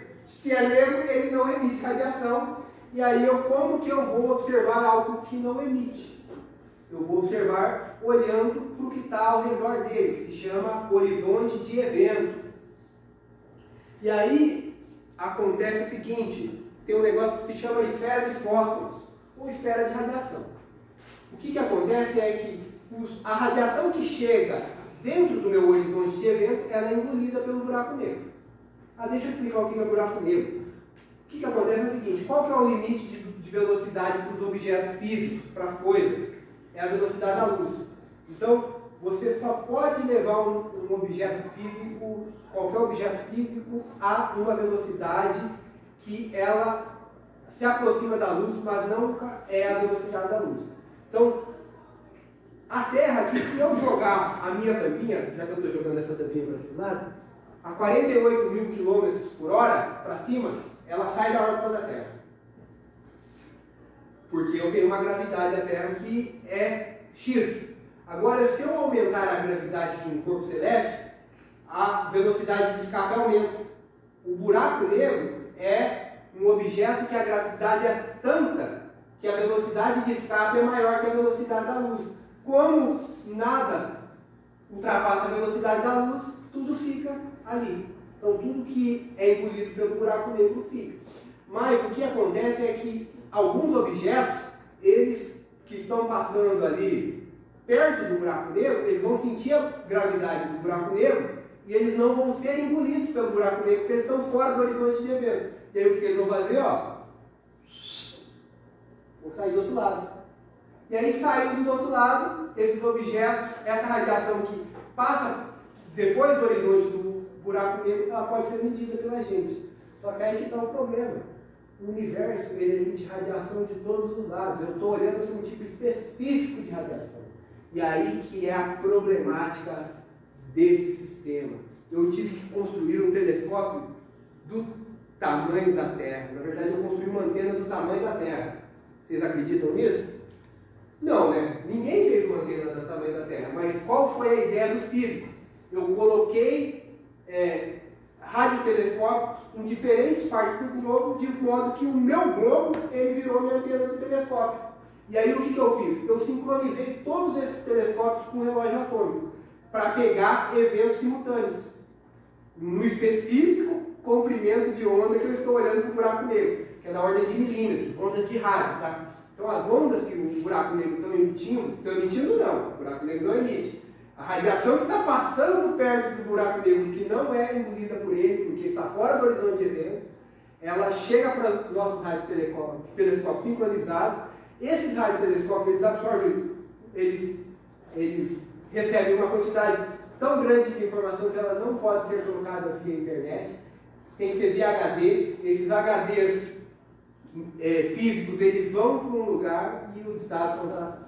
Então essa é a beleza dessa medida do horizonte de eventos do buraco negro, é construir algo tão grande quanto a Terra para medir o horizonte de eventos de um buraco negro.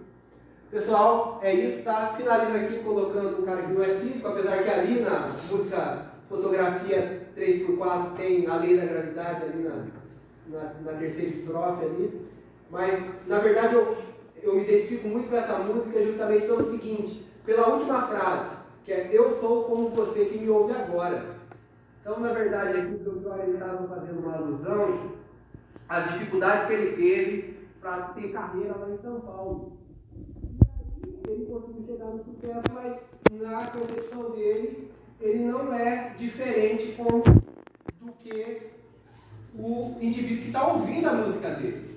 Então, o fato de eu estar aqui falando de física não me coloca numa posição superior a vocês.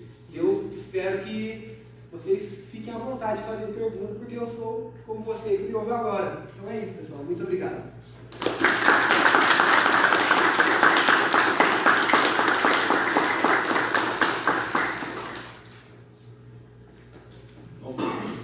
Demorei, né?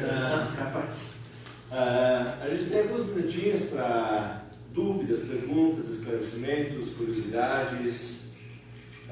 Fiquem à vontade para aproveitar, porque não é sempre, não é todo dia que nós temos alguém tão qualificado para falar sobre isso. Então fiquem bem à vontade para... Eu tenho uma curiosidade. Seu nome?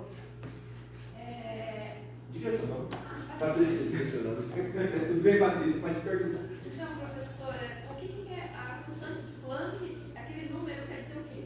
Aquele número simplesmente é um número que Planck colocou para ajustar uma curva teórica a uma curva experimental. É um número que ele coloca numa equação que faz com a equação teórica ela coincida com a experimental. É um número usado única e exclusivamente para ajustar uma curva. Agora, a questão é que ela permeia toda a física quântica em outras circunstâncias. Mas o que o Planck ele usou ali é uma constante de proporcionalidade que ajusta uma curva teórica a uma curva experimental. Somente isso. Só isso. Só isso. Daquele tamanho. Sim.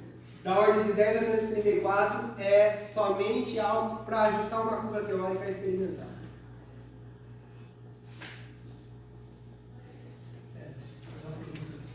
Então, o que eu queria falar para vocês é que é importante que vocês... Aqui é uma provocação, pessoal. Eu vim apresentar algo, então se vocês têm algo incomodando, pergunte. Vai lá. No caso, o senhor fez uma distinção entre macro e micro. Isso. Parece que o comportamento, a maneira de entender é diferente. Exatamente. E, por exemplo, parecia que o senhor estava fazendo analogias do comportamento da luz com a do som. Isso. Um tempo, até chegar Na hora que há uma ruptura, eu começo a ter algumas coisas que a teoria ondulatória faz. Até a maioria dos exemplos, por exemplo, do efeito Doppler, o senhor usava o som, Isso. poucas vezes usava a luz.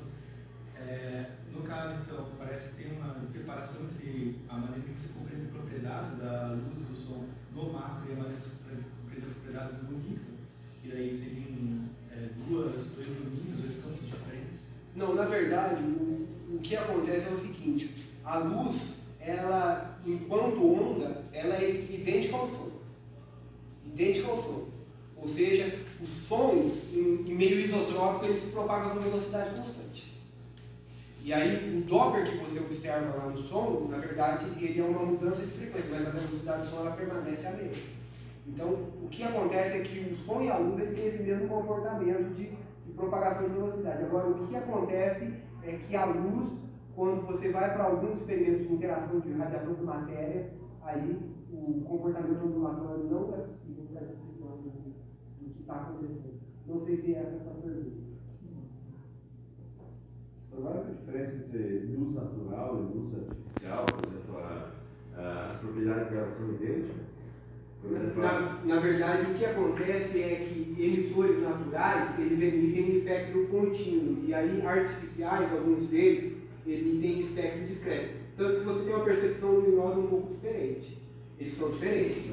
São diferentes. Quando você falou lá, é uma pergunta bem boba. Não existe pergunta boba. Boba é levar a dúvida para casa e não perguntar. Pode falar. Você falou da televisão. Sim. Quando eu era criança, na hora que eu desligava a televisão, eu colocava o braço da televisão e ele levantava tudo. Isso, porque os elétrons ali eletrizavam o celular. O que aconteceu é o seguinte: como você tem cargas elétricas, o que acontece é que a TV ela ficava toda eletrizada porque ela recebia aqueles elétrons na placa lá fluorescente. E aí, quando você aproxima o teu braço ao campo elétrico daqueles elétrons, fazia com que o seu braço ficasse todo retirado. Dá até um estralinho, né? É porque ioniza o ar. E por que quando a gente colocava o ímã próximo, assim, Você parecia está querendo estragar a TV.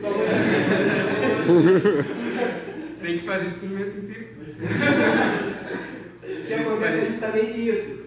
O ímã, como eu mostrei para vocês ali, ele é um sistema que ele atrai cargas. Então, quando você colocava o ímã lá perto da TV, todos os elétrons que eram emitidos pelo canhão de elétrons, eles vão tender a ir para o ímã. E aí dá uma distorção da imagem bem na região que o ímã é aproximado. Então, justamente porque os elétrons do tubo eles vão se aproximar do ímã que produz o campo magnético. Professor, você aí... O que acontece no bico? Aí o Schrödinger, ele é interessantíssimo isso, eu gosto de história da ciência. Ele estava... Não, cara, esse negócio não é sentido para mim. Ele propôs criar como que é a palavra? Uma convenção ali local para discutir a dualidade de outra partícula. E aí, para ele se preparar para a convenção, ele tentou estudar um pouco e aí ele chegou para a convenção com a teoria da mecânica quântica ondulatória.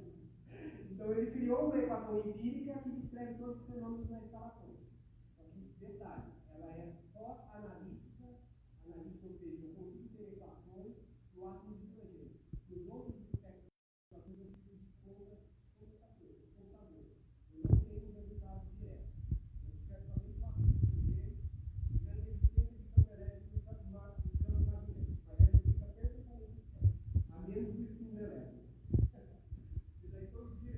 uma equação que descreve o elétron como um todo. É isso. Então, não é. Nós estamos hoje, o nosso modelo é o Schrödinger.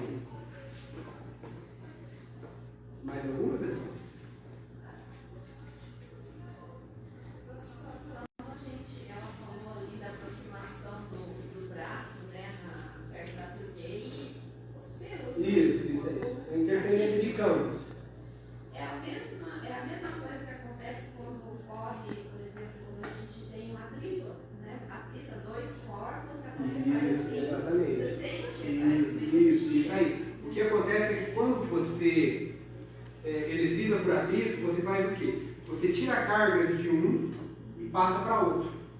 Então, quem percebeu isso são os gregos, tá? A palavra elétron, ela é o âmbar. Sabe aquela seiva, âmbar?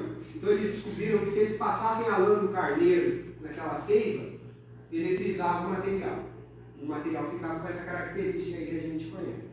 E aí, por isso que o nome elétron ele é de designação grega. Então o que você está fazendo ali é retirando essas cargas que estão fracamente ligadas, passando de um corpo para outro, e aí esse corpo vai ficar com excesso de carga. Então o que acontece quando a gente está andando aí pela rua num clima muito seco e a gente chega no nosso carro lá com a chave e toma um chocão lá, né?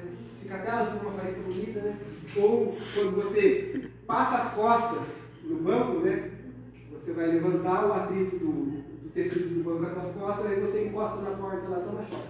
Na verdade, você fica com excesso de carga, e aí você tem que ter o equilíbrio de cargas, e aí essas cargas elas vão descer para a Terra, que tem uma resistência infinita. E aí a Terra recebe todas essas cargas que estão em excesso. Tem a ver com o raio? Tem a ver com o raio. O raio acontece justamente por isso. O que acontece é que na nuvem eu vou ter um processo de eletrização também por atrito, e aí essa eletrização vai armazenar cargas. Então, essas cargas vão ficar armazenadas até um ponto que o ar conduz energia elétrica. Na maioria das vezes não, mas chega um ponto que o ar, a diferença de potencial é tão grande que ocorre um negócio que chama ionização, ou seja, o ar ele passa a funcionar como um fio condutor. E aí essas cargas que estão acumuladas lá no céu, elas descem na Terra. Exatamente. Vamos fugindo um pouco da temática. Como é que é ser um físico, fazer ciência hoje, falar de questões tão técnicas, sendo que tem uma relação tão mal compreendida, por exemplo, do quantum, dessas, e a concepção de energia, dessa concepção de pseudociência. Como que é fazer ciência, estudar física, lidar com entidades, muitas delas inobserváveis, de uma forma muito rigorosa, muito metódica, muito criteriosa, versus uma avalanche de pseudociência que tenta pescar alguns desses conceitos científicos para falar de muitas barbaridades que vemos hoje. Eu acho que esse é um problema. É lógico, agora eu não vou não vou ser cientista, eu vou falar do meu ponto de vista pessoal. Mas eu acho que, dada a forma como nós evoluímos, a questão de convívio social e nós evoluímos para a convivência em sociedade, as redes sociais hoje elas jogam muito desfavorável ao pensamento científico, justamente porque ela alimenta muito essas teorias conspiratórias. E eu estou preocupado. Eu estou preocupado com isso. Sinceramente, eu estou preocupado, justamente porque você está presenciando pessoas que você convivia no seu cotidiano, que tinham um determinado comportamento, e aí depois essas pessoas vêm com teorias absurdas, que é lógico, como toda boa teoria conspiratória, pega um elemento de realidade daqui e extrapola para coisas que estão totalmente fora da realidade e joga. E aí você vai lidar com isso, e aí tenta falar, mas não surte efeito. O que acontece é que dentro do universo acadêmico, o nosso curso ele é muito técnico mesmo. Então acaba que o cara ele não tem muito espaço para isso. Então até agora dentro da academia eu não me deparei com isso, mas durante o meu cotidiano eu convivo com isso o tempo todo, porque eu me relaciono com pessoas fora da academia, eu faço questão disso, acho importante. Eu tento me desligar um pouco justamente porque nós temos que nos policiar a respeito disso, porque o mundo lá fora não é academia, e eu conheci várias pessoas que entendiam que o mundo lá fora é academia e não é assim que as coisas funcionam. Mas é isso, é dificuldade, Gilmar, não tem, a nossa voz ela não tem efeito, a minha percepção é essa. Mais alguém? Dá para fazer uma última? Tá. Pode. Como que você vê a relação física e filosofia? Nós estamos andando completamente juntos. A questão da física e filosofia é a forma, o modelo, a maneira como nós pensamos é muito próximo.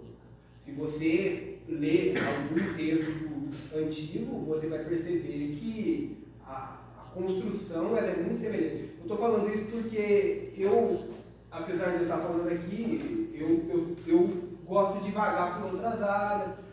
O meu objeto de leitura principal não é filosofia, eu gosto de ler, não é física, eu gosto de ler mais coisas relacionadas sei lá, Dostoiévski, Camus, Hermann Hesse. Eu procuro buscar uma literatura fora do meu contexto. E eu percebo que a nossa distância não é longe, nós estamos muito próximos. O que acontece é que, às vezes, o que muda é um pouco o objeto que nós estamos trabalhando. Então, o que eu estou trabalhando aqui com sistemas e modelos muito restritos a uma determinada circunstância. Então, isso para a gente, eu acho que joga de uma forma mais fácil. Por exemplo, eu falei do tempo infinito de Newton. Isso não é uma coisa que incomoda a gente.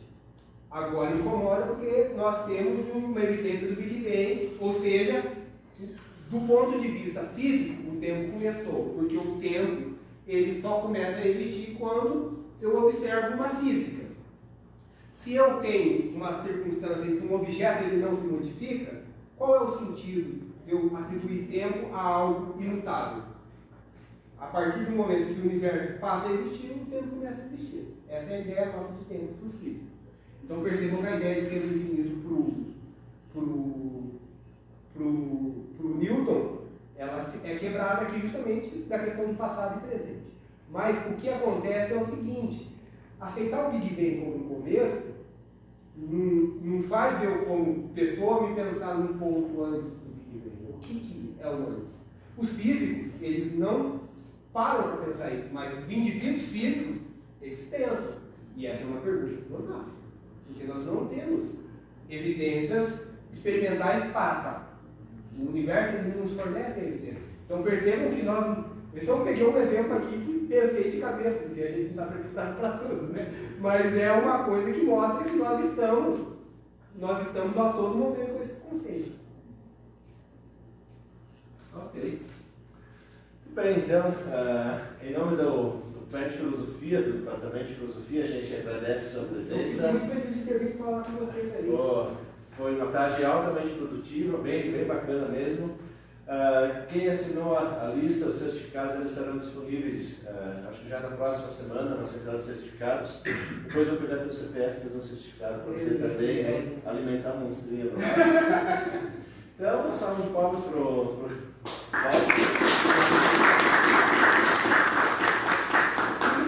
Tem um cafezinho para a gente continuar a conversa.